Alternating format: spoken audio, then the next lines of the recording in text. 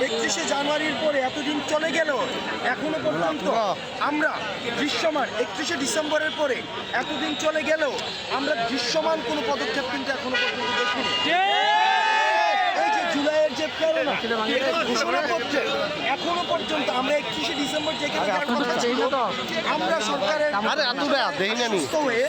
আমরা পিছিয়ে আসলেও এখনো পর্যন্ত সরকার কোনো দৃশ্যমান পদক্ষেপ নেয়নি। এই জুলাই গণঅভ্যুত্থানে যতগুলো পক্ষ অংশগ্রহণ করেছে, যে অংশীদার গ্রুপগুলো অংশগ্রহণ করেছে, এখানে গত 16 বছর ধরে যতগুলো ইতিহাসের রাজনৈতিক সংগঠন যারা এই ফেসিবাদ আওয়ামী লীগের বিরুদ্ধে তাদের সংগ্রাম অব্যাহত রেখেছিল, তাদের অংশগ্রহণের মধ্য দিয়ে এবং সকল শ্রেণী পেশার মানুষের অংশগ্রহণের মধ্য দিয়ে আমরা সরকারকে এই বার্তাটি স্পষ্ট করতে চাই, 15ই জানুয়ারির মধ্যে এই গণঅভ্যুত্থানের এই জুলাই প্রক্লেমেশন অফ জুলাই রেভলিউশনকে ঘোষণা করতে হবে। সেখানে অবশ্যই এই শহীদ এবং আহতদের স্বীকৃতি দিতে হবে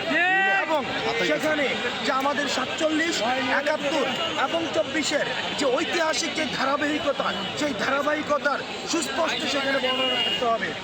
এবং আমরা কোন পরিস্থিতির মধ্য দিয়ে এই যে একটি জাতি এই যে আওয়ামী ফেসিবাদ থেকে, আওয়ামী জাহিলিয়াত থেকে মুক্তি পেয়েছে, এই সেটির স্বীকৃতি সেখানে করতে হবে এবং যে রাজনৈতিক দলগুলো অংশগ্রহণ করেছিল সেই রাজনৈতিক দলগুলো অংশগ্রহণের স্বীকৃতি সেখানে